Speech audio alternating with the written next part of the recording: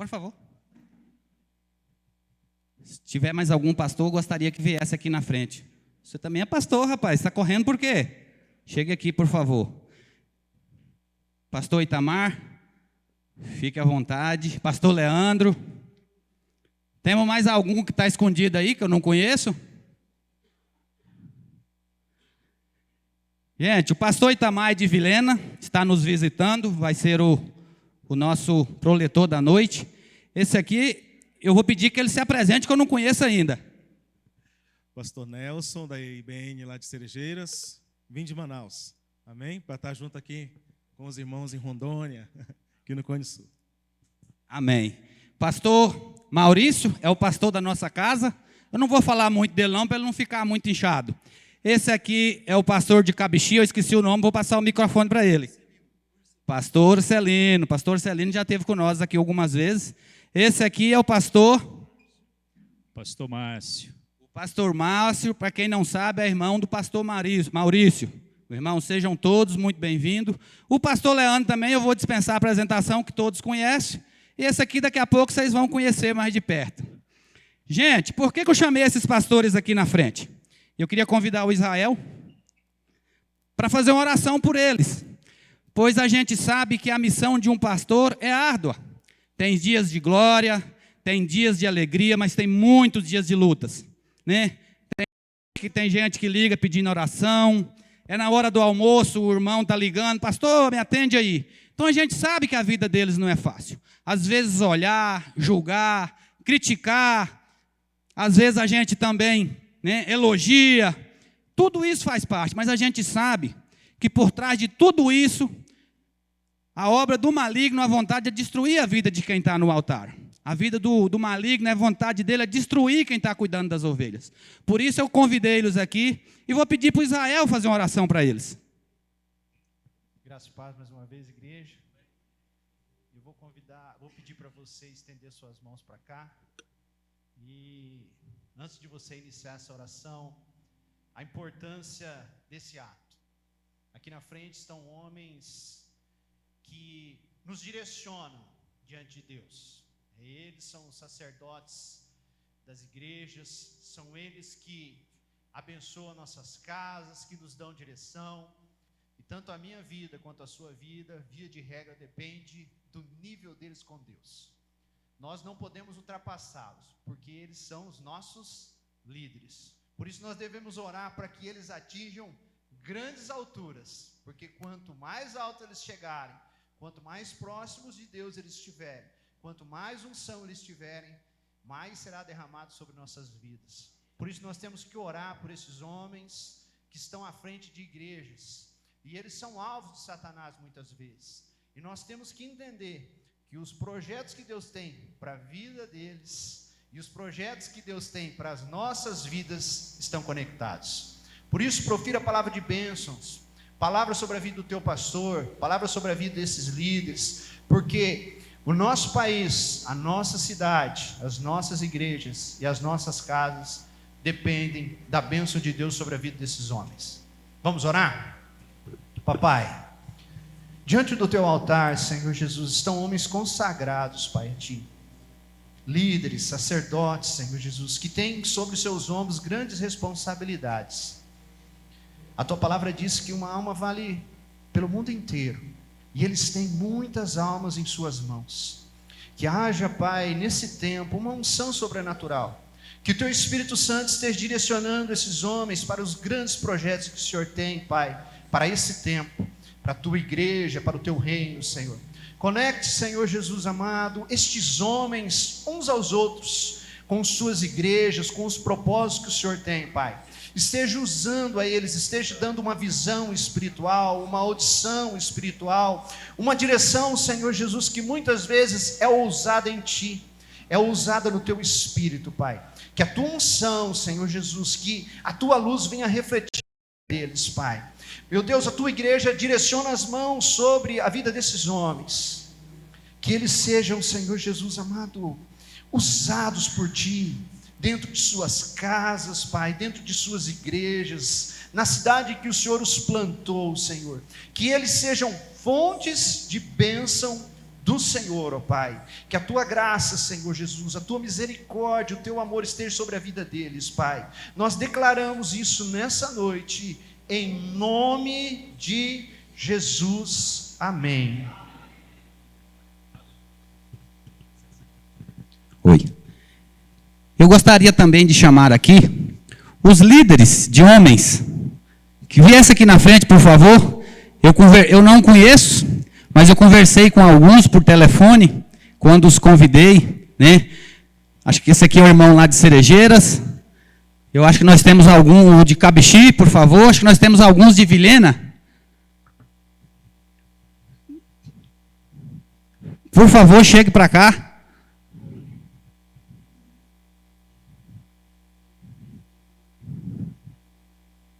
Mais algum? Você é da Primeira Batista, né? Cabixi, Cerejeiras, do pastor Itamar. Tem mais algum líder aí? Gente, por que eu chamei os pastores e agora estou chamando os líderes? Uma igreja, ela não anda sozinha. Os homens, as mulheres, nós somos a coluna da igreja. E assumir uma liderança não é fácil. Mas a gente também não pode fugir do que Deus colocou em nossas mãos. O irmão Vado falou esses dias sobre os talentos. A gente não pode enterrar o talento que Deus deu para nós. Às vezes vir aqui no púlpito falar não é fácil. Antes de subir, às vezes dá uma dorzinha na barriga, dá vontade de ir no banheiro. A minha já passou, mas dá. Então por que eu chamo esses homens aqui? Para que a gente possa orar por eles também. E quando o pastor me chamou para liderar os homens aqui da nossa igreja, eu não hesitei. Por quê? Porque eu falei para Deus que eu queria que Ele me usasse. Não é fácil a gente falar isso para Deus, porque às vezes Ele pode dar uma tarefa árdua. Liderar os homens não é tão difícil, mas também não é tão fácil, porque gera muita frustração. Tem os dias de alegria? Tem, mas tem os dias de luta também. Porque não é fácil você entender o que está na cabeça das outras pessoas, os gestos, as opiniões, como eles pensam, como eles procedem. A nossa vontade é que todo mundo andasse como a gente pensa, porque a gente só quer o melhor por irmão.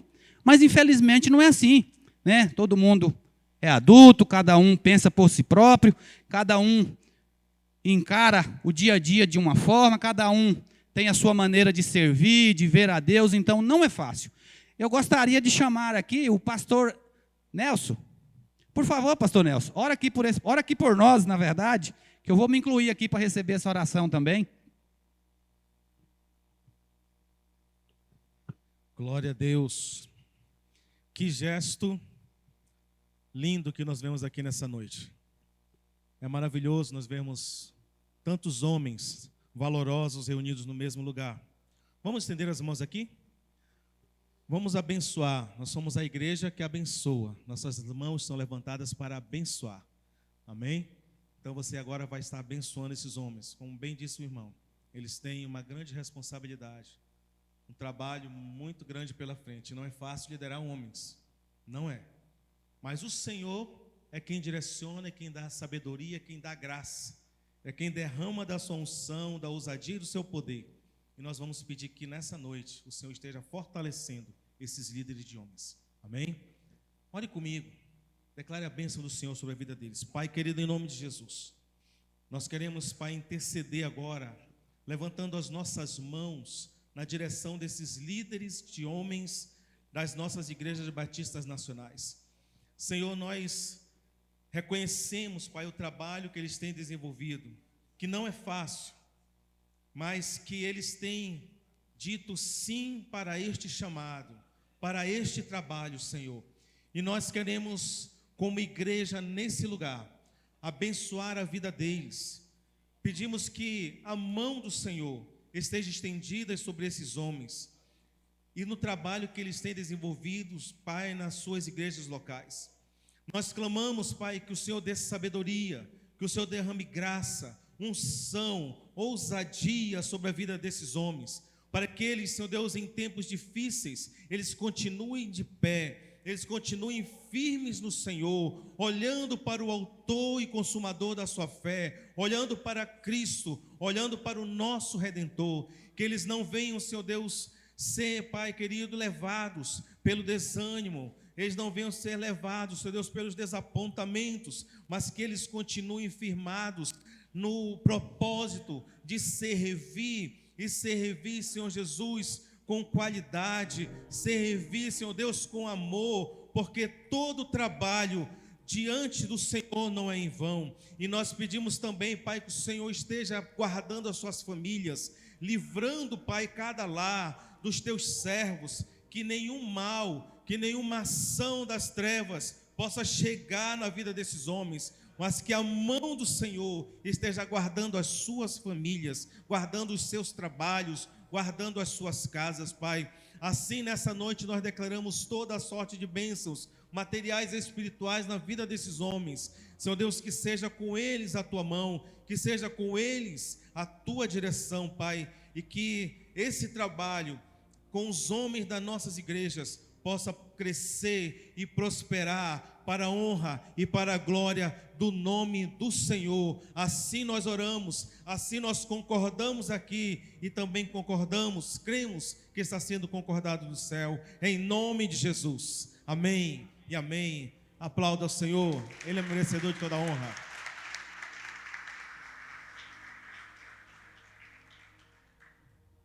Gente, eu queria agradecer aqui o pessoal que veio de Vilhena, que Deus possa abençoar o retorno, deixar minha gratidão. Não conheço a todos, mas espero conhecer. E Cerejeiras, Cabixi, e agradecer os amigos, os irmãos aqui de Colorado também, das outras igrejas, e cada um que está aqui, cada rosto, cada um que deixou o seu lar para vir aqui, muito obrigado. Que Deus possa abençoar a vida de vocês grandemente. Eu tive a ideia de convidar as demais igrejas, porque eu acho que nós, irmãos, precisamos, amigos, precisamos nos conhecer, estreitar os laços, para a gente estar unido na mesma fé, no mesmo propósito, né? Quando tiver um evento em Cabixi, nós daqui irmos lá, assim como Vilhena, como Cerejeiras, né? Tiver um evento em Vilhena, a gente sair daqui e lá, tá abrilhantando o evento dos irmãos. Isso é muito importante. Eu vejo isso como uma dádiva da gente estar conhecendo, sabe? E visitando. A palavra de Deus fala que a gente precisa fazer isso, estreitar os laços. E nós estamos vivendo um tempo, irmãos, que nós não podemos ter preguiça para essa obra. Nós não podemos ficar com reserva. Nós não podemos deixar o nosso sofá ser melhor do que a casa do Senhor. Então, por isso eu os convidei, estou grato com aqueles que vieram, que Deus possa abençoá-los e que vocês possam se assentar também, em nome de Jesus. Eu queria convidar aqui o pastor Maurício, também o Israel e o Jonathan.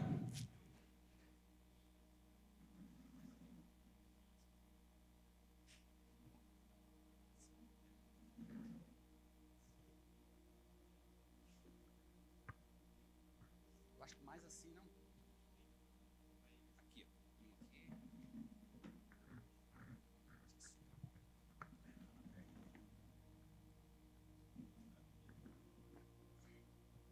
Gente, nós vamos fazer aqui um interrogatório com esses homens bem breve, que suas respostas sejam breves e objetivas. Israel, acho que todos conhecem, né? O pastor Maurício é o pastor da nossa casa, e o Jonathan é um irmão também que tem servido esta casa com excelência. Eu vou começar perguntando para o pastor. O tema nosso esse ano é o ano da colheita. Pastor, a gente fica uns dias ansioso, já assim pensando, qual vai ser o tema do próximo ano? Esse ano o Senhor nos deixou bastante curioso, né? O que te levou a escolher esse tema, o ano da colheita? Paz, que pergunta, hein? Graça e paz, meus irmãos. Eu quero, antes de responder aqui a pergunta do Júnior, somente agradecer aos irmãos que estão conosco aí, os pastores que estão conosco, pastor Nelson, pastor Orcelino, pastor Itamar, que vai ministrar a palavra, pastor Leandro, né? Tem mais algum pastor que eu esqueci? Acho que não, né? Pastor Nelson, falei. O pastor Márcio, que é meu irmão também, né? Que é da primeira igreja batista. Meu outro irmão Marcelo está aqui também, meu irmão mais velho. E todos os nossos irmãos que estão nos visitando. Que Deus abençoe vocês. É uma honra para nós tê-los aqui conosco. Mas vamos lá. Aqui na igreja nós temos esse hábito, né, de todo ano nós orarmos a Deus antes de começarmos ali, antes da virada do ano, pedindo ao Senhor a direção para o próximo ano, né? O que o Senhor quer fazer conosco, onde o Senhor quer nos levar como igreja, né? E nós pedimos para o Senhor nos dar um tema, que eu acredito que é uma forma da igreja, né, andar numa visão, num mesmo propósito, entendendo aquilo que o Senhor quer fazer com a igreja.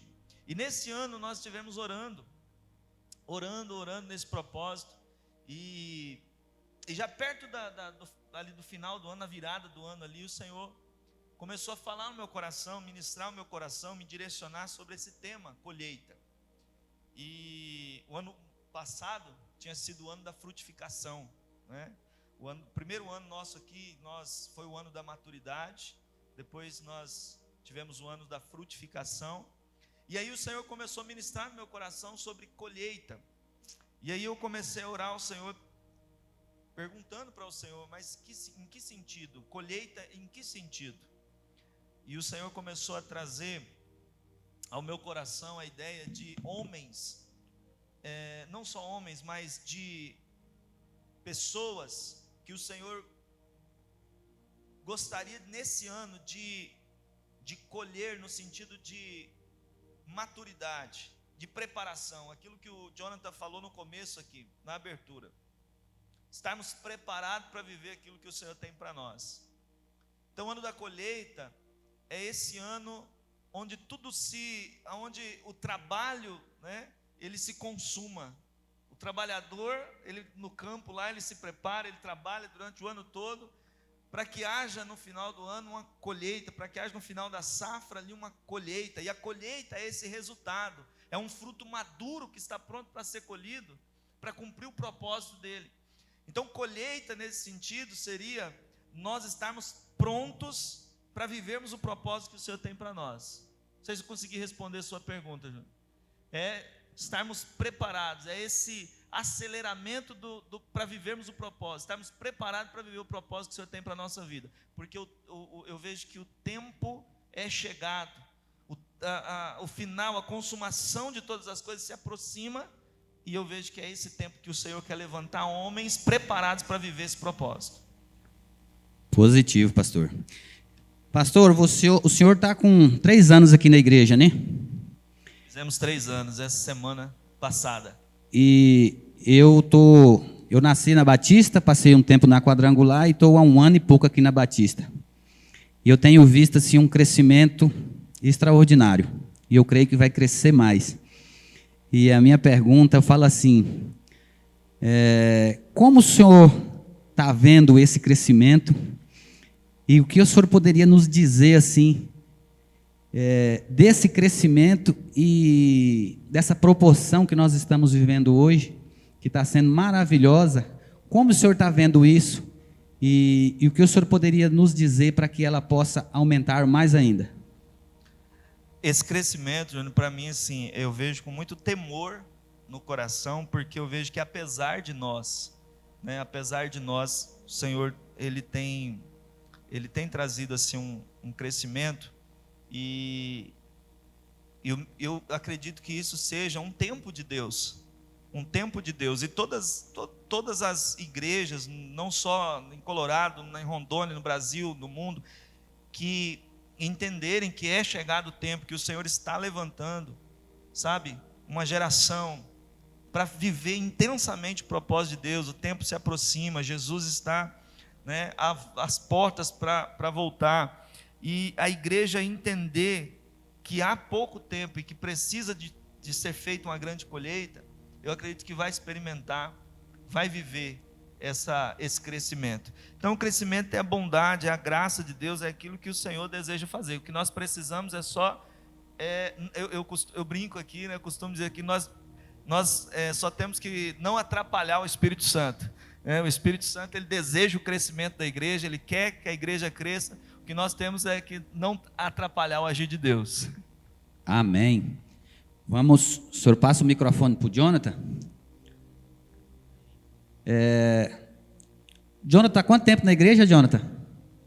Rapaz, na igreja mesmo assim, acho que deve ter. Foi depois que o Maurício chegou, que eu estou na igreja. Antigamente eu só passeava, sabe? Eu só era turista. Quanto tempo de convertido? Tá indo para 5 anos. 5 anos. 5 anos. E desses 5 anos, quanto tempo você está firme? Rapaz, que eu me despertei mesmo, vai para 3 anos que eu despertei mesmo assim essa vontade de conhecer, de me aproximar mais de Deus, de servir, que o reino de Deus é servir. Faz 3 anos que eu me despertei. Há 2 anos eu fiquei um ano meio travado ainda, e eu pedi uma ajuda para o Israel me discipular. Ele está fazendo 2 anos que ele está me discipulando, e é onde que eu fui aprendendo e me despertando cada dia mais da palavra de Deus. Então tem esses 2 anos aí. Gente, por que eu fiz essa pergunta para o Jonathan? Porque às vezes a gente está na igreja há 5, 10, 3, 7 anos e a gente ainda não entendeu o que é conexão com Deus, o que é viver uma vida de intimidade com Deus. Como o Jonathan disse, uns 2 anos aí, ele visitou a igreja, passeou, dava paz, né? Dava graça e paz, dizimava, ofertava, eu imagino. Mas ele não tinha um entendimento do que era servir a Deus. E chegou um dia que ele virou a chave, falou: eu preciso caminhar.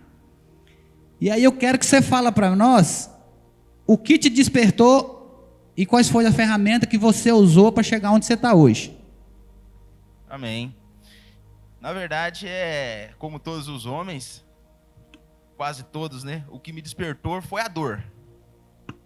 Foi a dor. Eu vim na marra para a igreja. Eu tive um filho com problema, muito conhece. Tive, já agora está curado em nome de Jesus. E eu passei por muita dificuldade no meu casamento, com essa mudança, esse problema que ele teve. E eu me senti perdido. E minha sogra fazia parte dessa igreja. E eu em Cuiabá, em outras cidades, tratando meu filho, correndo atrás de recursos. E pessoas orando aqui, por mim, pela minha família, pessoas me ligando, pessoas saindo daqui, foram lá em Cuiabá me visitar dentro do hospital, levando uma palavra de conforto, uma palavra de segurança, uma palavra de bênção sobre a minha vida. E eu não entendi, eu falei: rapaz, o que esse povo tem para vir atrás de mim aqui? Eu nunca fiz nada para eles, nunca dei nada em troca. Eles têm alguma coisa diferente. Quando chegar lá eu vou visitar para ver. E quando eu cheguei, eu fui bem recebido. Eu vi a preocupação das pessoas, mandando mensagem, eu vi que eles realmente se preocupavam comigo. E eu falei: rapaz, e quando a gente está passando por uma dificuldade, a gente precisa de alguém. Mesmo que nós somos homens, nós somos durões, nós achamos que nós somos macho, mas a hora que o nó arrocha, nós precisamos de uma palavra, de um ombro amigo, nós precisamos de um conselho, nós precisamos de uma direção. E eu encontrei essa direção aqui, através dos pastores, dos líderes, das mulheres que oravam também, que acolheram a minha esposa. E eu comecei a fazer alguns propósitos com Deus. Eu falei: rapaz, eu quero sentir o que essas pessoas sentem e quero ter essa intimidade com Deus. Porque eles sentiam segurança no que falavam, eles passavam segurança naquilo que eles me falavam, e aquilo que eles falavam realmente acontecia. Eu falei: rapaz, eu tenho que descobrir esse mistério também. E foi aonde eu comecei a firmar compromissos com Deus. Eu comecei a firmar propósito com Deus. Eu comecei a fazer alianças com Deus. E Ele começou a me responder. Ele começou a me responder. E foi aonde que eu falei assim: eu não posso mais me afastar da presença do Senhor. E eu não posso deixar que os meus amigos, os meus colegas, os meus familiares vivam longe da presença do Senhor.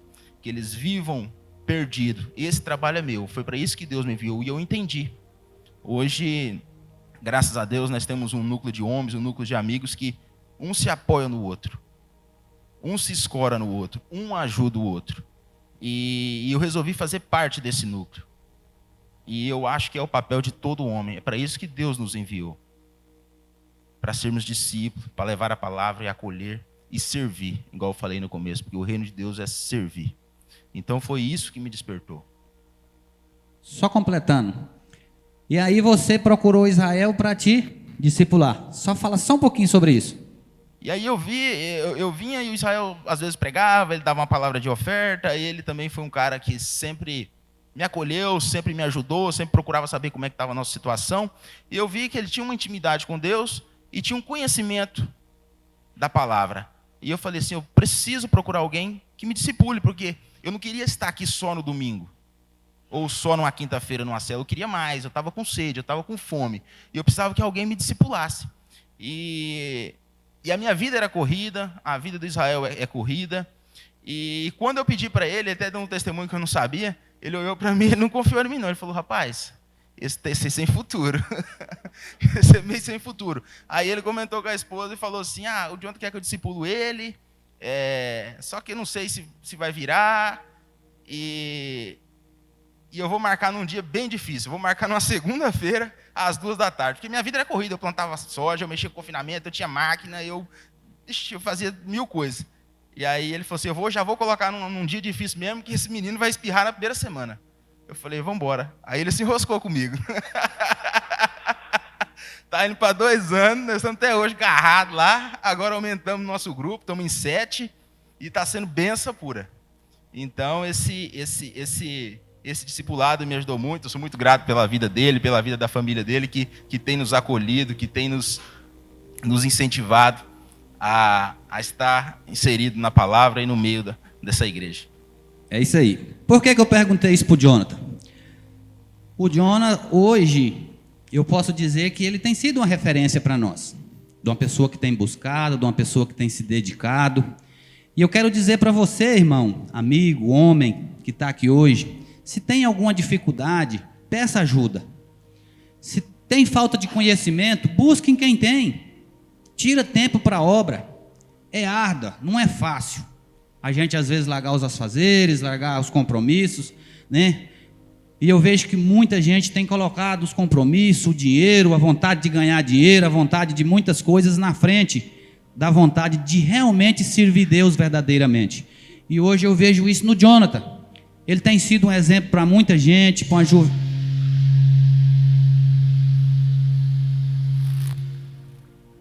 Só acontece ao vivo. Glória a Deus. Então eu tenho visto assim o Jonathan se destacado. E eu deixo ele assim como exemplo para os demais irmãos da nossa cidade, das outras cidades. Busquem serem discipulados por aquele que está mais preparado. Busquem desenvolver a sua caminhada com Cristo. Porque às vezes a gente até tem um desejo no coração e não consegue sozinho. Eu ouço de muita gente que lê a Bíblia, mas não entendeu nada. Eu ouço de gente que não sabe orar. Eu ouço de gente que tem vontade de ler, mas que não lê.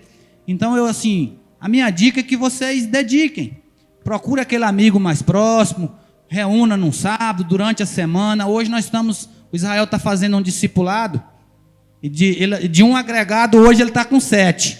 Às segunda-feiras, 2 horas da tarde, a gente se reúne com ele e a gente estuda a Bíblia. 2 horas, todas as segundas. Tem sido bênçãos nas nossas vidas. A bênção que eu vejo que daqui um dia ele tem um monte de sósia, nem pregando que nem ele, falando que nem ele e discipulando que nem ele. Que esse é o objetivo, gerar discípulos. Foi isso que Jesus fez, gerou discípulos para poder semear a palavra. Porque uma igreja com o pastor, ela não anda. Ela precisa de líderes, precisa de equipe para estar fortalecendo essa coluna. E agora vamos ali para fechar esse podcast com o nosso irmão Israel.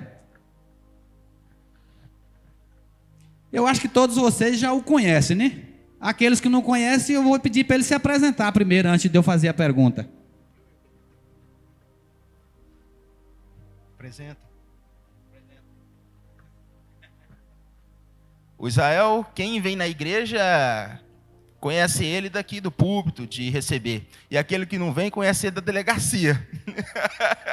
Ou teve uma passagem por lá, entendeu? Então, de um jeito ou de outro, você conhece ele aí. Mas é verdade, eu até costumo brincar assim, eu fui delegado aqui em Colorado por 10 anos, né? Quando eu olho para uma pessoa e falo, pá, não te conheço. Aí ele fala, também não te conheço. Eu falei, que bom que nós não nos conhecemos, né? Porque se eu te conhecesse, às vezes poderia ser lá da delegacia, ia ser ruim para ti, né? mas eu fui delegado aqui em Colorado, fui delegado no Cabixi também, eu conheço os irmãos do Cabixi, né? E eu fui delegado aí, fiquei na Polícia Civil por 15 anos, depois eu parei um tempo para estudar, passei no outro concurso, sou procurador do Estado, e eu sou daqui de Colorado, sou filho de Colorado, né? Meu pai é o seu Ernesto, acho que todo mundo aí daqui de Colorado conhece meu pai, minha mãe é a dona Jo, nós estamos aqui já há praticamente 40 anos, né, pai? De Colorado Oeste, né? Nós somos daqui. Eu venho de um berço cristão, já meus pais, desde que eu nasci, eu fui criado dentro de igreja já, e para a honra e glória do Senhor, é muito bom, como se diz assim, ter paternidade, ter uma igreja, não ter sofrido traumas, né? E toda a honra e glória ao Senhor. Eles citaram meu nome aqui, falando algumas situações, mas eu quero devolver a honra e a glória para quem merece, que é Cristo. Hoje à tarde eu estava lendo um texto, e esse texto eu acho que vai conseguir resumir o que é a minha pessoa, e espero que seja a sua.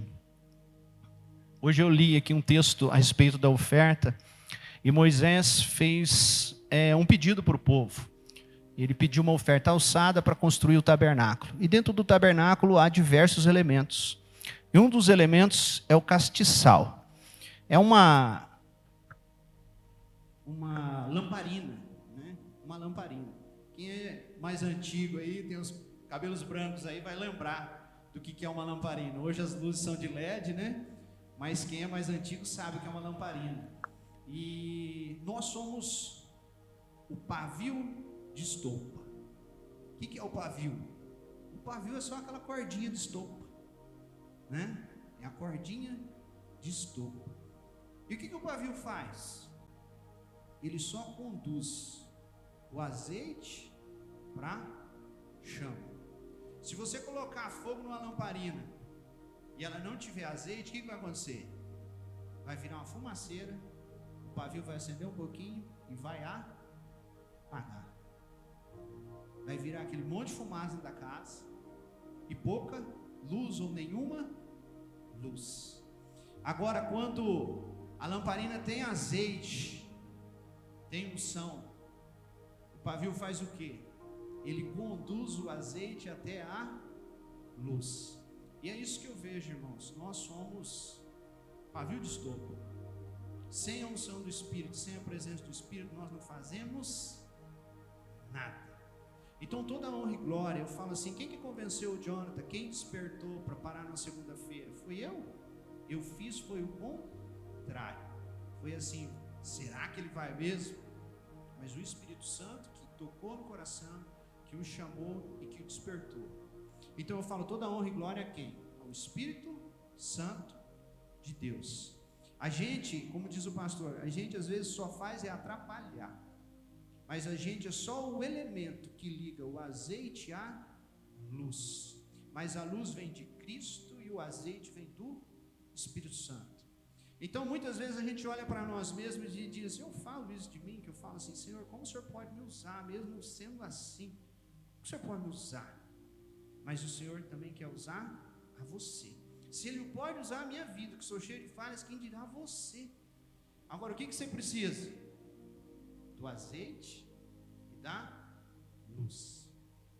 Quem é o azeite? É o Espírito Santo. Então você precisa fazer o quê? Se abastecer nele, né? E conduzir o azeite até a chama.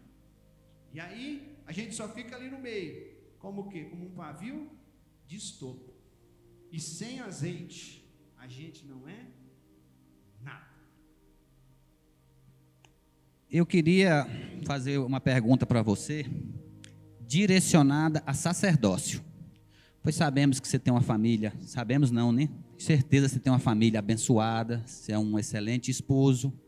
Eu tenho o privilégio e posso dizer que sou seu amigo, né? Frequento sua casa, você frequenta a minha casa, eu tenho esse privilégio de tê-lo como um amigo e como irmão. E como um exemplo também. De um sacerdote, como exemplo de um cristão, como exemplo de caráter. E eu queria que você falasse para nós a função de um sacerdote, de um homem que cuida da casa, que cuida da família. nós homens, nós costumamos muitas vezes, eu falo assim até para a igreja, quando a gente tem um grupo aqui de homens, né? Via de regra, o homem ele faz o quê? Ele delega a função espiritual para a esposa. A gente fala, via de regra, as igrejas têm um círculo de oração que é de quem? É de mulheres. A gente entrega, os varões, os homens, entrega a responsabilidade de oração para quem? Para a mulher. E a gente fala, você tem tempo, né? Você consegue ter tempo, então vai lá você orar e ora por nós. O que nós estamos fazendo? Nós estamos entregando o sacerdócio, algo que Deus deu para você, homem, para sua esposa. É uma carga que não é dela. A Bíblia diz que você é cabeça. Se você é cabeça, tem que ser o sacerdote da sua casa. É você que tem que buscar o Senhor, é você que tem que orar, é você que tem que ler a palavra, é você que tem que ensinar a sua esposa e os seus filhos quando ele tem dúvida na palavra, é você que tem que representar Deus dentro da sua casa, é você que tem que ter comunhão com Deus a ponto de, quando um filho tem uma dúvida ou alguma coisa, ele chegar em você e dizer, pai, como que é isso? Irmãos, isso é tão sério, porque eu vejo assim, nos encontros com Deus que nós temos aqui, um dos pontos mais tristes que a gente vê é a crise de paternidade. E Deus é pai. E quando nós falhamos como representantes de Deus sobre a terra, nós estamos denegrindo a imagem do nosso Deus. É uma responsabilidade muito grande que Deus deu para nós. Quando Deus cria Adão, ele diz assim, criamos o homem conforme a nossa imagem, conforme a nossa semelhança, façamos ele. Então é o homem, é o varão que é a imagem e semelhança do próprio Deus. E nós fazemos muitas coisas, e muitos negócios, e muitas atividades, e nós fazemos o quê? Nós delegamos isso para as nossas esposas. E isso é uma falha gravíssima do homem. A responsabilidade espiritual da tua casa é sua. Você queira ou não, ela é sua. A responsabilidade espiritual da vida dos seus filhos é sua. A direção da vida dos seus filhos é sua como varão, como sacerdote da casa. É isso que a palavra nos diz, é isso que ela nos ensina. E nós muitas vezes tentamos fugir dessa responsabilidade, mas é isso que ela faz. Como disse o pastor, é bom que teu filho te veja orando, é bom que teu filho te veja lendo a Bíblia. E se ele não está vendo você orar e nem lendo a Bíblia, que exemplo que ele está tendo? Não é? E a gente muitas vezes quer que os filhos orem, que os filhos leem a Bíblia, só que nós não oramos e não lemos a palavra. Então, que seu filho veja você mais vezes orando, lendo a palavra, porque esse é o exemplo que ensina. Você não precisa ficar falando muito, mas ele vai estar vendo. Meu pai faz isso. Amém. A vontade era conversar mais, mas o tempo está alongado. Eu queria agradecê-los pela disponibilidade de ter, com essas poucas palavras aqui, nos ensinado um pouco mais, né? Que Deus possa abençoar a vida de cada um de vocês, que nós possamos crescer junto no reino. Amém? Gente, então vocês ouviram sobre o sacerdócio, ouviram sobre a disciplina do Jonathan e ouviram o pastor falando sobre a colheita. Que isso possa servir de algum exemplo para nós, que a gente possa viver esse ano da colheita, que a gente também possa ter disciplina para tirar um tempo para ouvir a palavra de Deus, para aprender mais. Eu falo assim, poucos conhecem o meu passado, mas o que mudou a minha vida foi a Bíblia. Lendo a Bíblia, eu mudei a minha vida. Não vou dizer o caráter, porque às vezes a gente pensa que pagando uma conta em dias, né, que respeitando, a gente pensa que está alinhado com Deus, mas não é só isso. E eu era um cara grosso, mal educado, ignorante, chucro, achava que era o dono da razão. Mas graças ao bom Deus, eu tive o privilégio e a oportunidade de conhecer a Bíblia através da minha esposa, através da igreja, e comecei a lê-la. E eu falo para todas as pessoas, ela transformou a minha vida. Eu tenho muito a melhorar, tenho muito a aprender ainda. Mas o pouco que eu já fiz, para quem me conheceu aí em 2015, que hoje está junto comigo, que é o exemplo maior que a gente dá é no local de trabalho da gente. Os meninos lá da empresa, eles falam, rapaz, você mudou muito. E isso me deixa grato, porque a gente reconhece que mudou um pouco mesmo. E eu sou muito grato a Deus e a Bíblia que fez isso na minha vida. Então eu aconselho a vocês, busquem ser discipulado, busquem estar lendo a Bíblia. Talvez ler a Bíblia não quer dizer que você, eu não quero ir lá para a igreja batista ou lá para a assembleia, mas ela vai servir para você educar seu filho, ela vai servir para você fazer uma tomada de decisão em um dia de um negócio importante, e um dia até de uma exaustão no trânsito. Quantas vezes a gente no trânsito não dá vontade de torcer o pescoço de alguém? Aí a gente lembra de Deus, pede o Espírito Santo, reflete e vê que não é por aí. Então eu falo assim, que ler a Bíblia é muito importante. Amém? Mais uma vez eu queria agradecer a todos. Eu queria chamar aqui o pastor Maurício para apresentar o nosso ploretor da noite.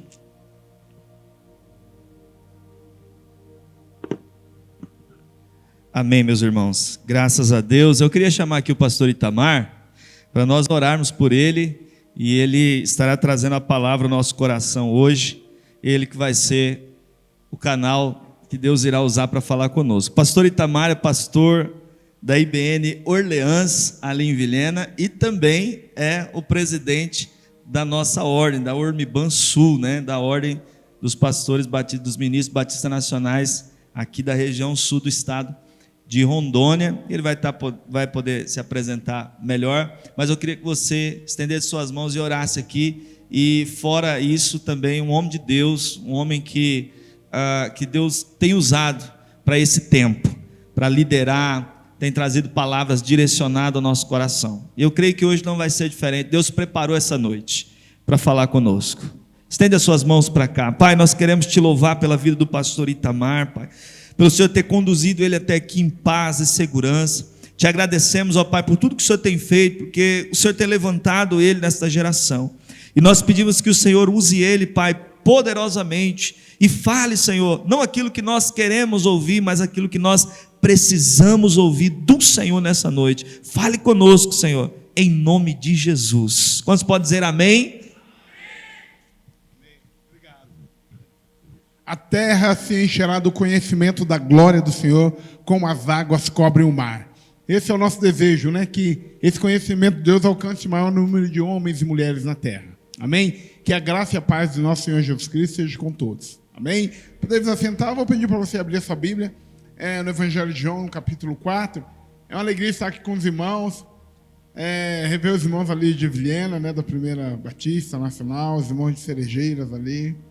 Glória a Deus. Os irmãos que vieram conosco de lá, irmão Sérgio, irmão Isaac, irmão Márcio, obrigado pela companhia.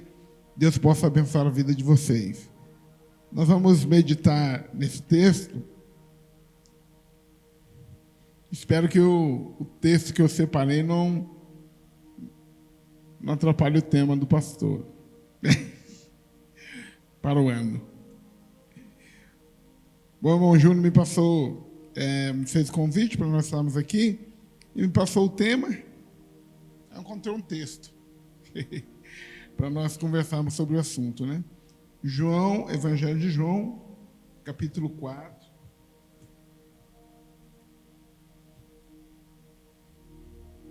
É uma alegria ver tantos homens reunidos para adorar a Deus, amém? Os homens são fortes também, amém? Glória a Deus, E essa força precisa ser manifesta mesmo, Foi o irmão... Quem que estava falando aqui? Eu acho que foi o Israel que falou que nós transferimos, a nossa responsabilidade de intercessor para as mulheres, Não, a mulher ora lá, a mulher cuida, a mulher evangeliza, Não, nós temos essa força recebida do Senhor, amém? Que Deus use a sua vida e a minha vida para esse propósito. O texto diz assim: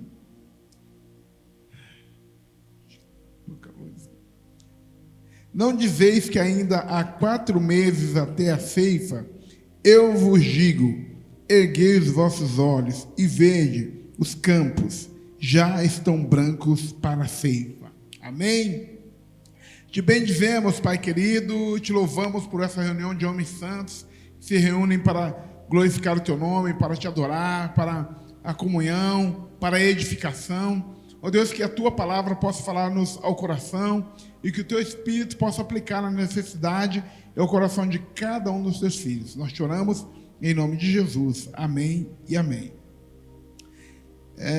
O nosso tema aqui é o tema dos homens maduros para um tempo de colheita. Gostei do tema, é muito instigante, né? E desperta-nos como homens, né, para esse chamado de Deus, né? Homens maduros para um tempo de colheita. Esse texto aqui é um recorte, é só um recortezinho de um texto maior, de uma conversa, de um diálogo de Jesus com a mulher samaritana. Que também o que João escreveu é apenas um resumo de toda a conversa, né? Porque ela fala algumas coisas que o texto não diz, mas que diz que ele falou tudo sobre a vida dela, né? Então, dá a entender que a conversa foi maior, mas o João fez uma síntese para que nós compreendamos. E aí eu fiz um recortezinho nessa síntese, versículo 35, para nós trabalharmos dentro do tema dessa noite. Campos maduros, homens imaturos. Então, Jesus, entendendo o seu ministério, a sua vocação, o seu propósito na terra, ele estava na região da Judéia e decidiu ir para a Galiléia. E o texto nos diz que era necessário ele passar por Samaria, né? A Galiléia ficava no norte de Israel, a Judéia no sul e Samaria ficava no meio. Para fazer essa viagem, numa rota normal, passando por Samaria, levariam 3 dias.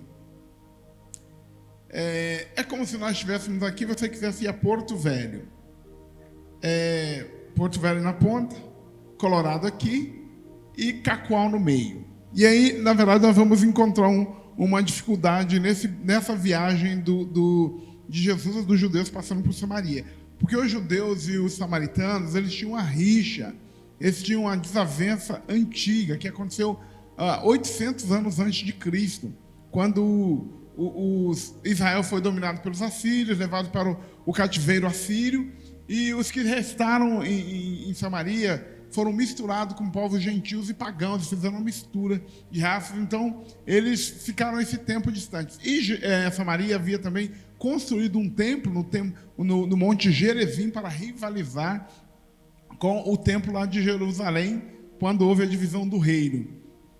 Então eles tinham essa rixa, era uma rixa antiga, que remontava a mais de 800 anos, né?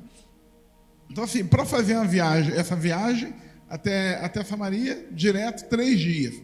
Mas para fazer a volta, porque eles não passavam, eles não se comunicavam com os samaritanos, a viagem levava o dobro, né? É como, então, assim, ao ir para Porto Velho e evitar Cacoal, porque vocês tivessem rixa com Cacoal, não fala com o povo de Cacoal, não passa pela serra, aí ia dar uma volta em Pimenta Bueno, sair lá em Rolim de Moura, contornar por fora, para sair lá na frente. É assim que eles faziam, não passavam na serra, porque eles não tinham contato. Tem um texto que diz que em uma determinada ocasião Jesus estava passando por Samaria, e aí os discípulos foram na frente para ter hospedagem, e eles disseram que não queriam hospedar porque eles estavam com com a aparência de quem estava indo para Jerusalém. Eles só olharam assim, esses caras vão para Jerusalém, aqui não vai dormir não, aqui não tem pousada para judeu.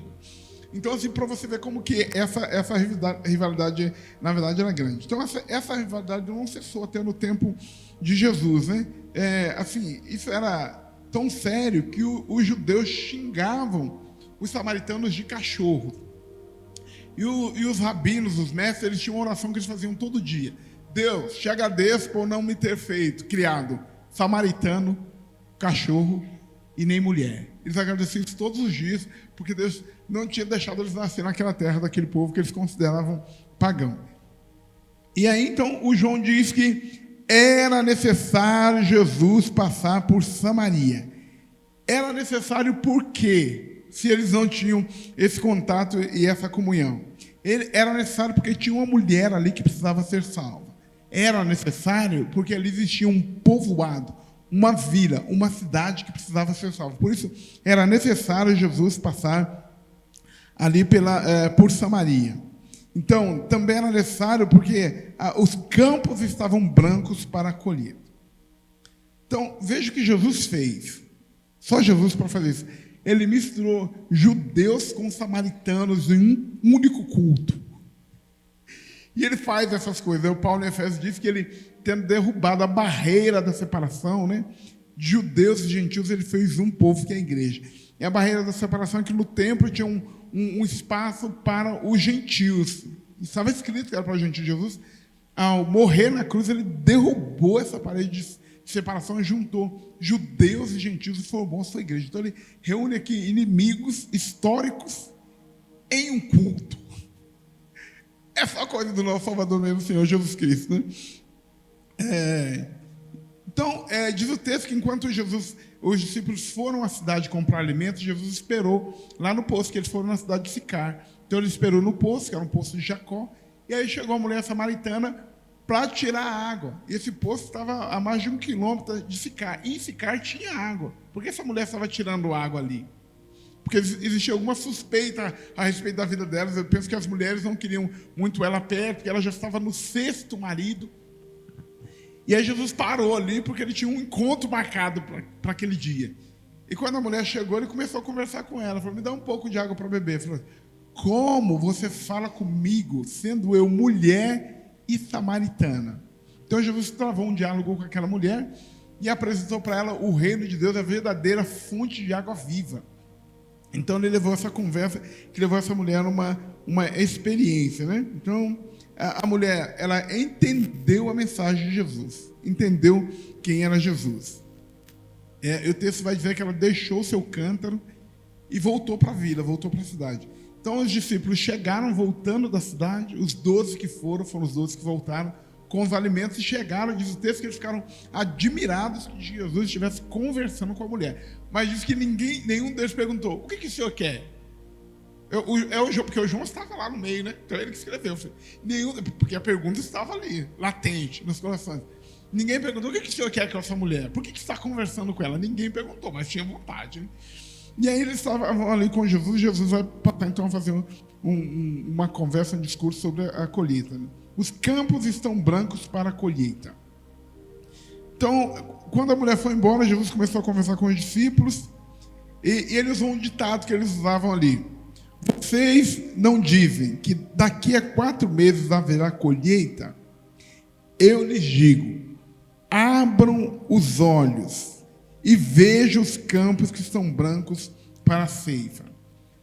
Henry Morton, um jornalista inglês do século XIX, ele disse que estava lá em Israel, nesse mesmo lugar onde ficava o poço. Ele disse que ele estava observando e as pessoas saíam das vilas subindo a costa, subindo a montanha, e eles vinham em pequenos grupos. E eles estavam com essas vestes, né? Com essas vestes brancas que eles usam lá naquela região, né? Que é a túnica, né? E subiam aqueles grupos, e ele disse que quando ele observava, ele olhava que entre o céu e a terra fazia aquele combinado de coisas brancas subindo e aquela imagem com o céu. E ele ficou pensando no texto e dizendo que se não foi exatamente aquilo que Jesus tinha visto quando ele estava ali olhando as multidões subindo com as suas túnicas brancas depois de serem evangelizados pela mulher, eles subindo ali e no meio das plantações, no meio da seara, aquelas roupas brancas. E ele olhando para ela, então Jesus já não estava mais falando de colher grãos, mas estava falando de colher pessoas. Por isso que ele disse, levantem os olhos e vejam, os campos estão brancos para a colheita. O campo está preparado, tudo está certo para que, na verdade, haja a colheita, né? Então, assim, 12 homens foram à cidade comprar comida. Não precisava de 12 homens para comprar comida para 13 homens, né? Apenas 2 homens bastavam para comprar comida, mas foram 12 homens. E eles estavam focados no seu estômago, na comida que eles foram buscar. Estiveram ali na aldeia de Sicar, conversaram com as pessoas para adquirir o alimento que estava ali, lhes interessando, e eles voltaram, não trouxeram uma única pessoa, não trouxeram um único samaritano para ouvir Jesus, para ser curado por Jesus, ou para ser ensinado por Jesus. Foram 12 e voltaram 12. E não eram 12 homens comuns, eram 12 apóstolos de Jesus, estavam sendo treinados para continuar a igreja de Cristo. Eles foram lá e conseguiram ver apenas alimento. Já uma mulher de conduta duvidosa, sexto marido, ouviu Jesus, não conhecia nada sobre Jesus, mas ouviu o que ele disse, e ela deixou seu cântaro, voltou à cidade e disse: olha, eu conversei com um homem que disse tudo o que eu tenho feito. Não seria esse o Cristo? E aí a cidade acompanhou a mulher até Jesus, até onde Jesus estava. Então, eles ouviram Jesus e Jesus dava um testemunho à mulher. Já não é por causa do que você disse. Agora nós não cremos por causa do que você disse. Pois nós o ouvimos e sabemos que este realmente é o Salvador do mundo. Então a mulher não sabia muito sobre Jesus, não viu os milagres que Jesus realizou, não conhecia nenhum versículo sobre Jesus, mas ela sabia de uma coisa: ele falou palavras que impactou a sua vida. E essas palavras foram suficientes para convencer aqueles homens de irem lá ouvir Jesus. Apenas isso. A minha mãe foi uma mulher que evangelizava muito, ela já morreu há muito mais de uma década e meia, mais ou menos. E ela era semi-alfabetizada, porque não pôde ir à escola, mas lia a Bíblia, fazia seus devocionais, uma pessoa muito piedosa. E os irmãos da igreja dela, lá da Filadélfia, estavam evangelizando ali no Cristo Rei. O irmão ficou para trás e observou ela discutindo com o homem enquanto ela evangelizava. E o homem dizia que ele era filho de Deus. Ela falou assim: não, o senhor é criatura. E ela citava o versículo. Não, eu sou filho. Ela dizia criatura, ficou nesse embate. Em determinada altura o homem disse: mas a senhora só sabe esse versículo? Ao que ela respondeu: e o senhor que não sabe nenhum? Ou seja, quem sabe o versículo já sabe melhor do que quem não sabe nenhum, né? Então ela se sentia com autoridade para pregar, para falar de Jesus, que ela sabia um versículo, o cara não sabia nenhum, né? Essa mulher está desse jeito. Aquela multidão não sabia nada de Jesus. Ela já sabia alguma coisa. Ela foi impactada por Jesus e ela já podia testemunhar, né? Então, como se pode pensar que 12 apóstolos vai numa cidade e não enxerga ninguém para ser alcançado, para ser salvo por Jesus? E a mulher traz a cidade toda e a cidade é salva por Cristo. E Jesus, quando ele foi ao Santo Céus, ele deixou a recomendação da grande comissão. Ele citou nominalmente apenas 3 cidades. O evangelho é para todo mundo, mas ele mencionou apenas 3 cidades, nominalmente. Ele falou: vão por Jerusalém, toda a Judéia e Samaria. E depois confins a terra. Mas ele incluiu Samaria na grande, que uma grande semente já tinha ficado lá na proclamação, né? E o evangelho chegou lá com força, porque a cidade já estava preparada, e milagres aconteceram. E depois foram os discípulos de Jerusalém para confirmar se o evangelho que saiu de lá tinha chego ali. Então, assim, uma obra extraordinária, porque o Senhor disse que era necessário passar por aquela cidade. Homens maduros para um tempo de colheita. Qual é esse tempo de colheita? Daqui a 5 anos? Daqui a 1 ano? Daqui a 5 anos? Daqui a 10 anos? É quando todo crente estiver preparado, estiver graduado teologicamente. É quando a igreja tiver um programa de evangelismo. É quando a igreja tiver um programa de crescimento da igreja. Esse é o tempo da colheita. Então, quando, na verdade, a igreja construir um templo maior, quando é esse tempo da colheita? Como é que você vislumbra, como você pensa, como você idealiza o tempo da colheita? Jesus disse, e ele torna a repetir: vocês dizem que faltam 4 meses ainda. Ou talvez, a gente diz 1 ano, ou talvez 5 anos, ou quem sabe 10 anos. Mas ele diz: abram os olhos e vejam os campos. Eles estão brancos para a colheita. Estão cheios de homens preparados, prontos para serem colhidos para o reino de Deus. O tempo da colheita é hoje, o tempo é agora. Homens e mulheres, jovens e crianças estão preparados para serem colhidos para o reino de Deus, para fazer parte do reino de Deus. Então, existem alguns fatores que eu listei aqui, que às vezes nos levam a não estarmos maduros para a colheita. Primeiro, nós ficamos fora de foco ou fora de sintonia. Jesus disse: erguei os olhos.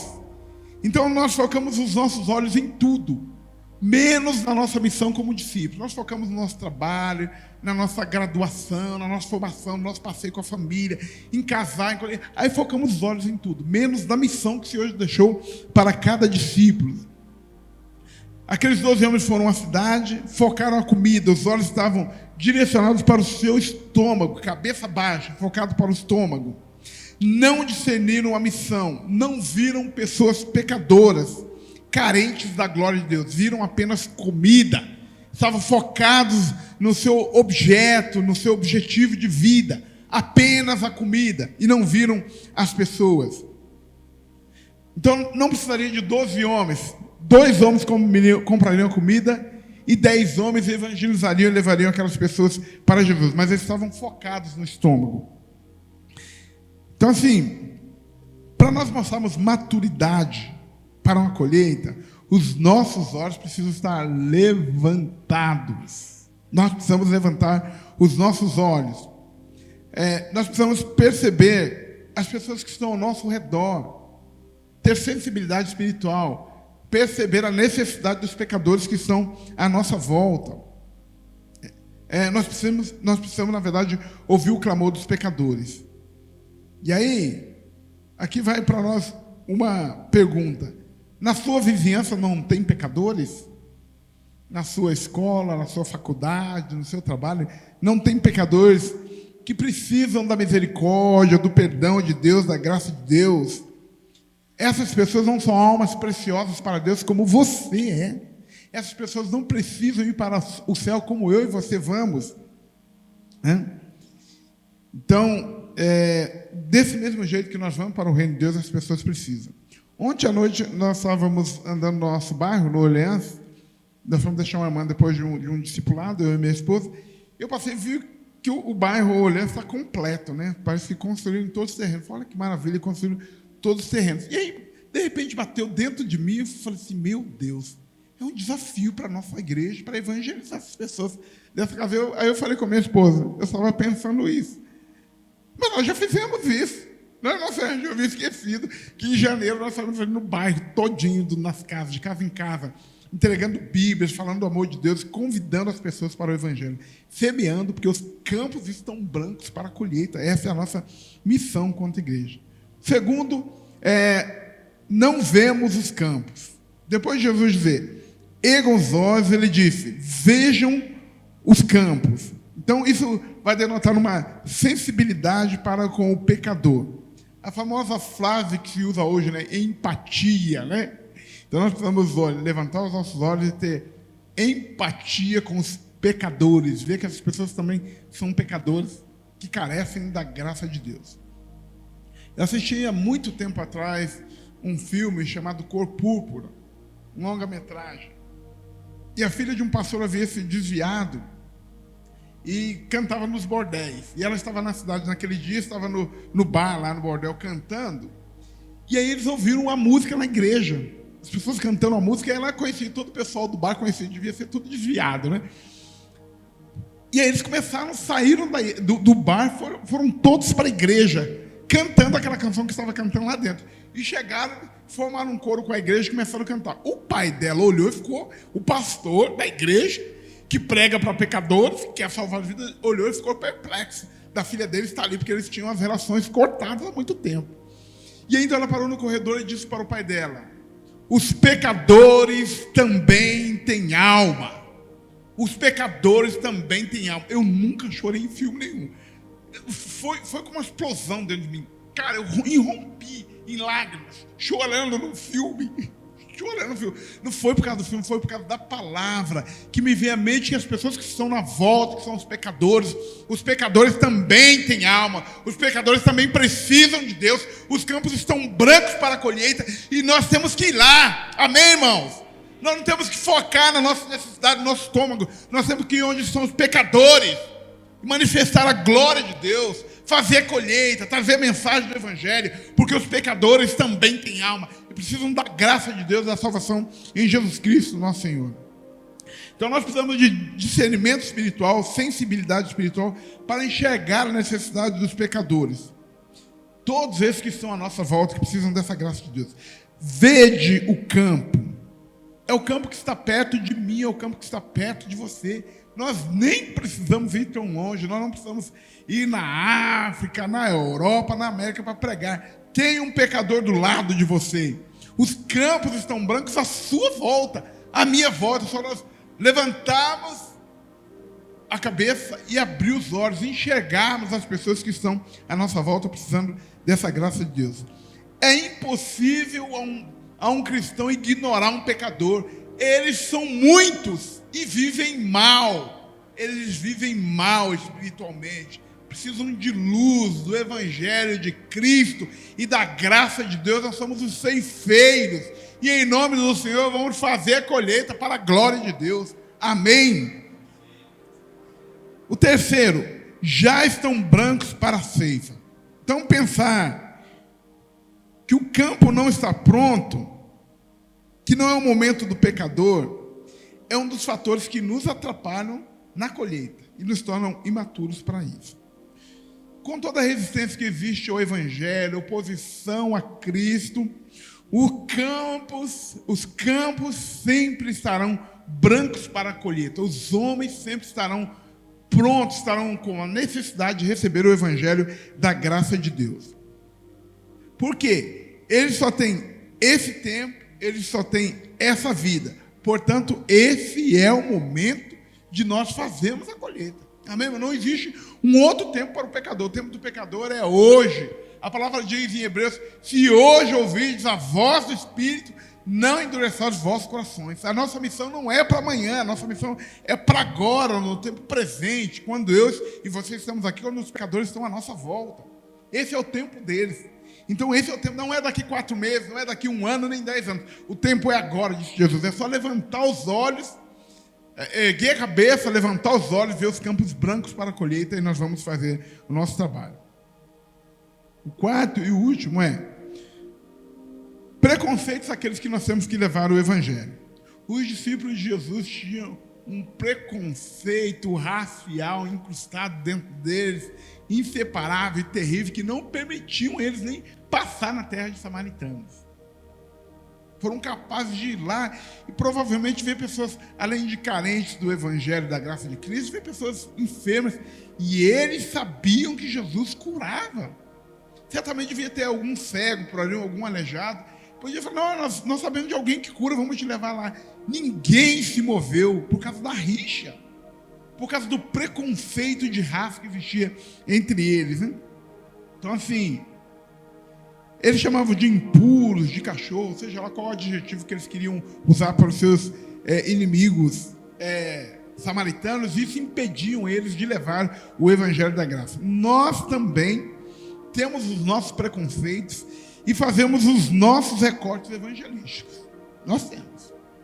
E eu listei algumas coisas aqui para nós falarmos sobre elas. Eu tenho o meu, você tem os seus. Às vezes eles não são tão claros, são mais subjetivos, mas nós temos os nossos preconceitos. Evangelizam estudantes vindo de fora? Não. Isso não dá lucro. Depois eles voltam para a cidade deles.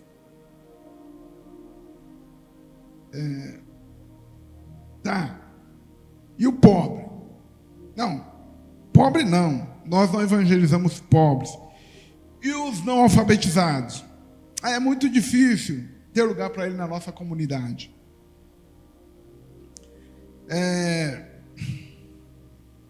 E a prostituta? Não.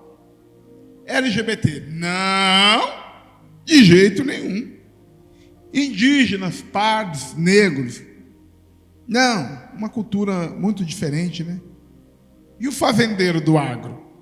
Bem, esse é o nosso chamado especial para trabalhar com esses irmãos, para trabalhar com essas pobres almas perdidas. E nós fazemos os nossos recortes daqueles que nós queremos ganhar para Cristo. Não queremos gente que dá trabalho. Não, cara, você dá muito trabalho. Imagina mexer com um drogado, igreja, pelo amor de Deus, cansa muito, o cara volta. Aí nós queremos pegar o cara limpinho, cheirosinho, que já vem contribuindo. Então nós temos nossos preconceitos, nós excluímos aqueles que são para serem alcançados pela graça de Deus. Nosso preconceito cultural, racial, econômico, ou de qualquer outra natureza, são fatores que nos mantêm como homens imaturos para fazermos a colheita. Como o nosso objetivo aqui nessa noite é termos homens maduros para a colheita, então nós vamos expulsar, vencer ou mitigar qualquer tipo de preconceito que exista dentro de nós, para que nós não estendamos a mão e o evangelho para aquela pessoa que está do nosso lado, para os pecadores que perecem sem salvação. Então, que nós possamos ser de fato esses homens maduros, preparados para essa colheita no reino de Deus. Todo sacrifício, empenho, esforço para colher nos campos que estão brancos para a ceifa vai valer a pena e será bem recompensado pelo Senhor da Seara. O versículo 36, Jesus diz assim: o ceifeiro recebe desde já o seu salário, desde a ceifa a colheita para a vida eterna, e assim se regozijam tanto o semeador como o ceifeiro. Então Jesus estava dizendo que a semeadura que aquela mulher fez foi instantânea e a colheita foi imediata. Então, ao mesmo tempo que estava semeando, ele estava colhendo. E ele disse que ele ia enviar os seus discípulos para lugar que eles não haviam semeado. Outros iam colher a semente que eles haviam lançado. E Jesus estava colhendo da semeadura que aquela mulher fez, não os seus discípulos, não seus outros, mas uma mulher que acabara de conhecer Jesus. Ele estava colhendo os frutos daquela obra. Ele disse que a colheita, no caso, ela foi imediata, mas está colhendo para o reino de Deus, para a glória de Deus. E os discípulos de Jesus iam colher em cima da semeadura de Cristo, que ele daria a própria vida para a remissão dos pecados. E aí eles sairiam ganhando vidas em cima da semente que Jesus havia feito. Mas as vidas deles também seriam sementes, através do martírio, da morte, do sangue derramado.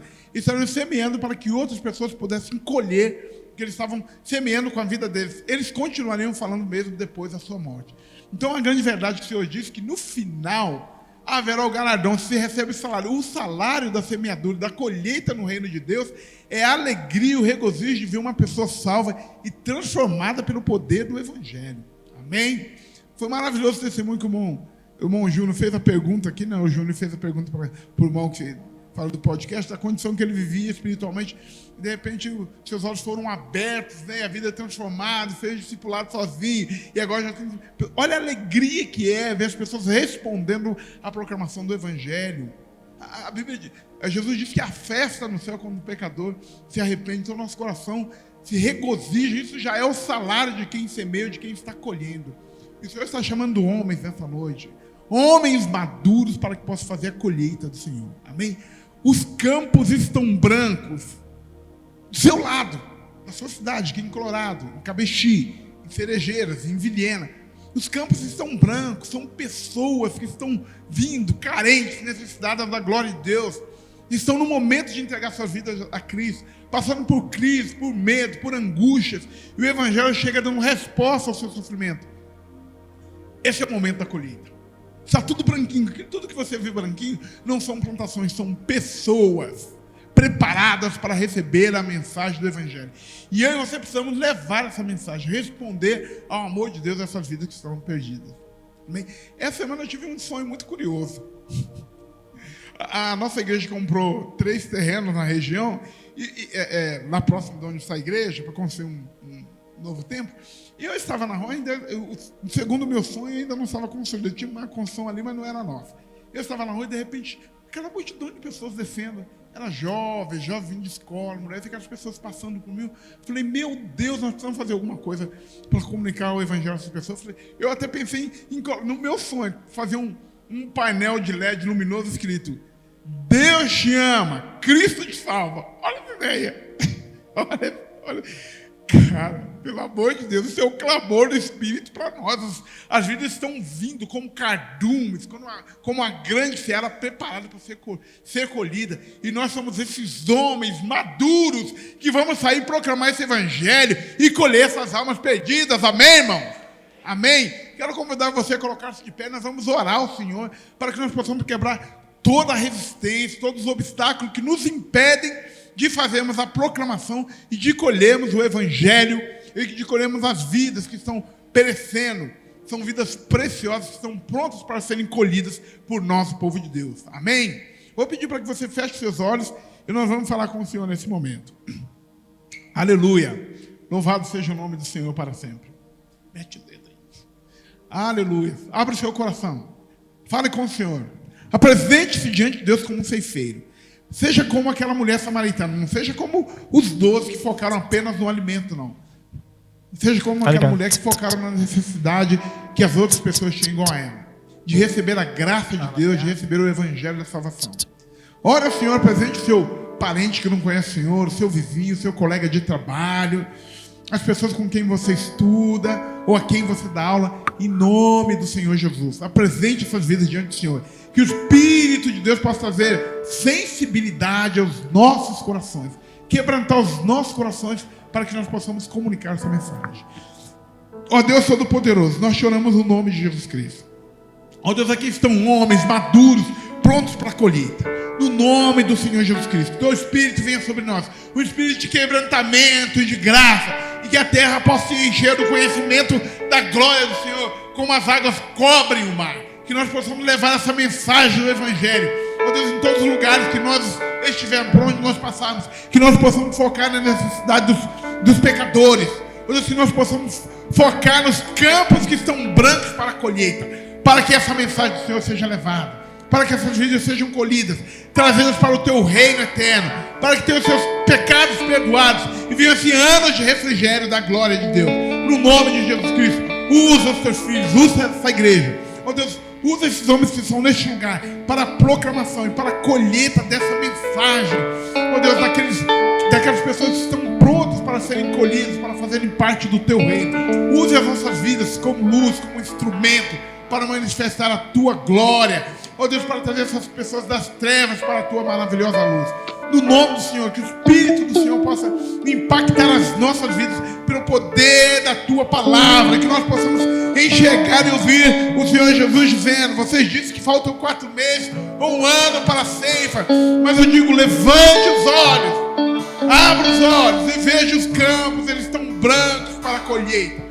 Ajude-nos a ter essa percepção espiritual, ó Senhor, de irmos àqueles necessitados para a glória do teu nome. Que a tua obra na terra, que a tua obra aqui em Colorado, em Cabixi, em Cerejeiras e em Vilhena possa fazer uma grande colheita. Muitas vidas sejam alcançadas, sejam libertas dos seus pecados, sejam transformados pelo poder da tua glória. No nome do Senhor Jesus Cristo, usa o seu povo com poder, com graça, com unção, porque nós oramos ao Senhor no nome de Jesus Cristo, teu amado Filho, o Rei da Glória, que vive e que reina para sempre. Amém e amém, Jesus. Aplauda o Senhor se você crê nisso.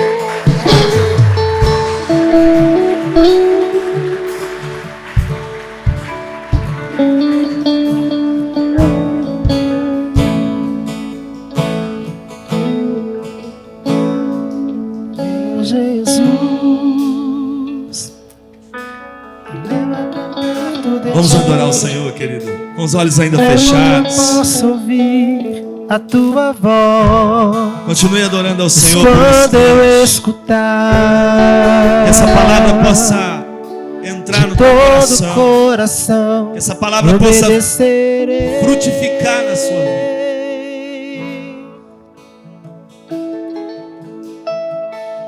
Cura meu coração, faz de mim tua vontade. Diga para Ele: faz, Senhor, a tua vontade. Na tua vontade eu posso me completar. Faça essa oração, querido. Eu posso me completar. Faz essa canção a tua oração diante dele. Me leva onde eu posso ouvir tua voz. Me leva onde eu posso ouvir tua voz. Me leva onde eu posso ouvir tua voz. Aos teus pés.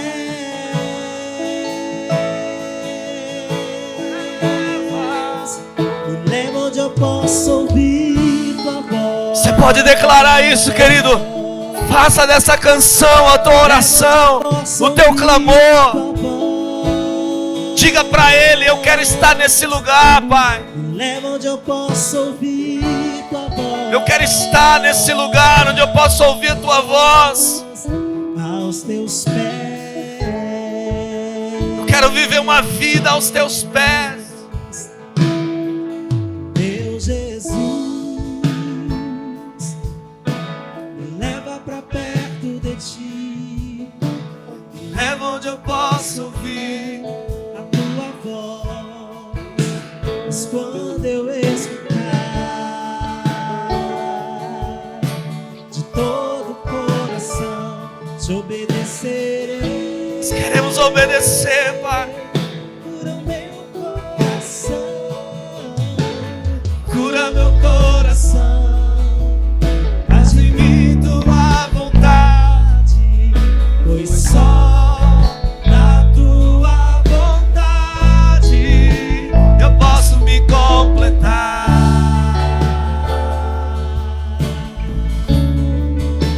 eu posso me completar. Me leva onde eu posso ouvir tua voz. Leva, Senhor. Leva onde eu posso ouvir tua voz. Leva onde eu posso ouvir tua voz. Aos teus pés. Então me leva. Leva onde eu posso ouvir tua voz. Leva onde eu posso ouvir tua voz. Leva onde eu posso ouvir tua voz. Aos teus pés. Eu quero orar por algumas pessoas aqui nessa noite. Você que ouviu essa palavra, você que foi ministrado pelo Senhor, e você está no teu coração dizendo assim: olha, eu quero me posicionar. Eu quero me posicionar assim como essa mulher se posicionou, assim como essa mulher samaritana entendeu, apesar das suas limitações, mas ela entendeu o propósito. E ela se posicionou como uma missionária para o seu povo. Ela entendeu que os campos estavam brancos, que era tempo de colher. Você também está aqui hoje e você deseja se posicionar. E você precisa de oração, porque você diz assim: olha, eu quero me posicionar, mas eu ainda não sei como fazer isso. Eu preciso de ajuda para fazer isso. Eu preciso de força para fazer isso. Eu preciso de sabedoria para me posicionar, para me ser um ganhador de almas, para me ser alguém que vai se posicionar como sacerdote da minha casa. Eu quero viver isso. Eu não sei como fazer, mas eu quero viver isso. Você que está aqui nessa noite, e você que precisa de oração para você viver esse chamado, eu quero que você saia do seu lugar. Eu quero que você viesse aqui à frente para nós orar juntos. Você que ouviu essa palavra, a palavra tem falado no teu coração. Você quer ser um homem que se posiciona como sacerdote do lar, sacerdote da sua casa, como referência para a sua família, como uma referência para os seus filhos, como uma referência no seu trabalho. Eu queria que você saísse do seu lugar e viesse aqui agora para nós orar por você. Eu vou pedir para os irmãos, pastores, líderes que estiverem aqui, puder orar. Jonathan, que puder impor as mãos, orar por essas pessoas.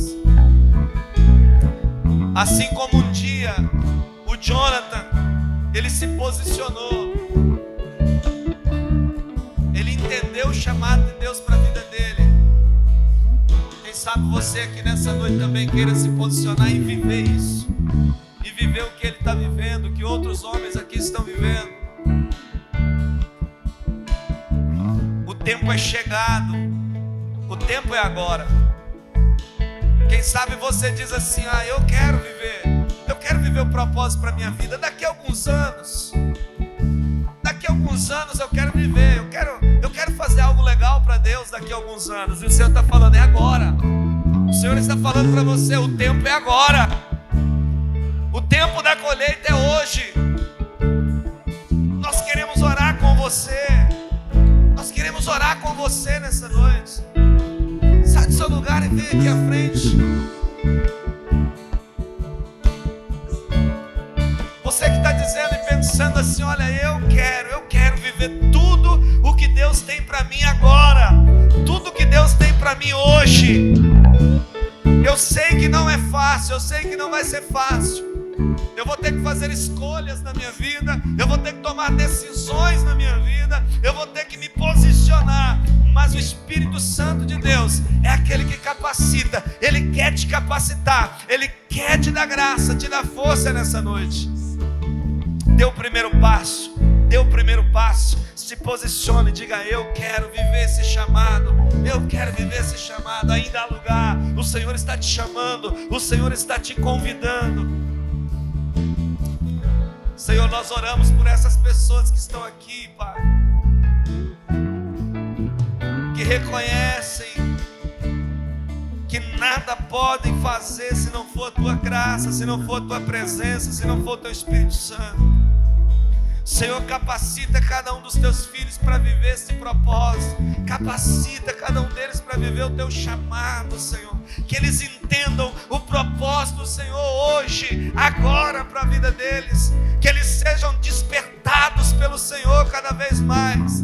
Que eles saiam daqui nessa noite com a chama acesa no coração, para viver o propósito, para incendiar esta cidade, para incendiar esse estado, para incendiar essa nação, para viver o propósito do Senhor. Aleluia! Obrigado pela vida desses guerreiros, obrigado pela vida desses homens que o Senhor tem colocado, Senhor, nesse lugar. Nós te louvamos, Pai, nós te adoramos nessa noite.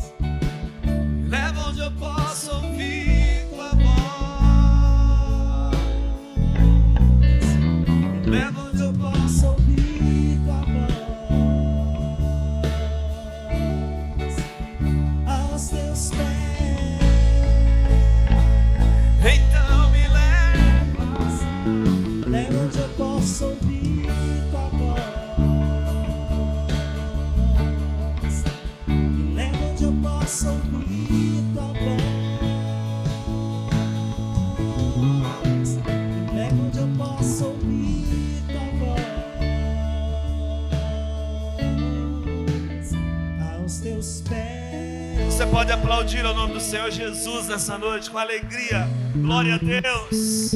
Celebramos a Ele. Toda honra e toda glória ao nosso Pai Celestial. Eu quero dar um aviso aqui, em nome do pastor Orcelino, fazer um convite. No dia 27 agora de abril vai ter o culto de homens lá em Cabixi. Nós aqui, os homens aqui da igreja estarão se organizando para poder ir lá. O irmão Israel vai estar levando a palavra lá.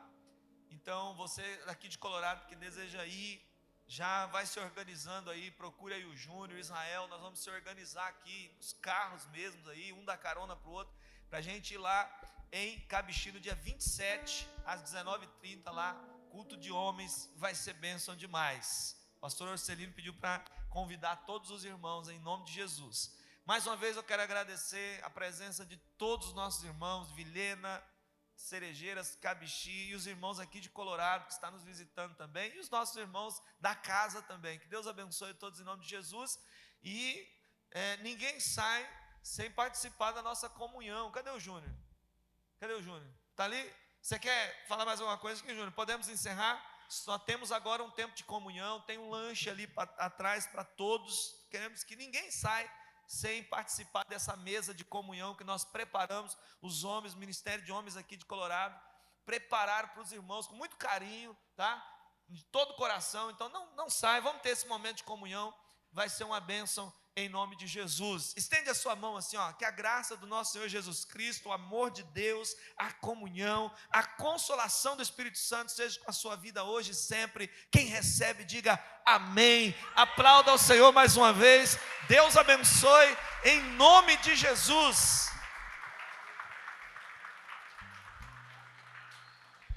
Cumprimente seu irmão aí, querido. Pelo menos 5 pessoas, dê pelo menos 5 abraços. Diga que bom que você veio. Perseguição não parou a igreja, o Coliseu não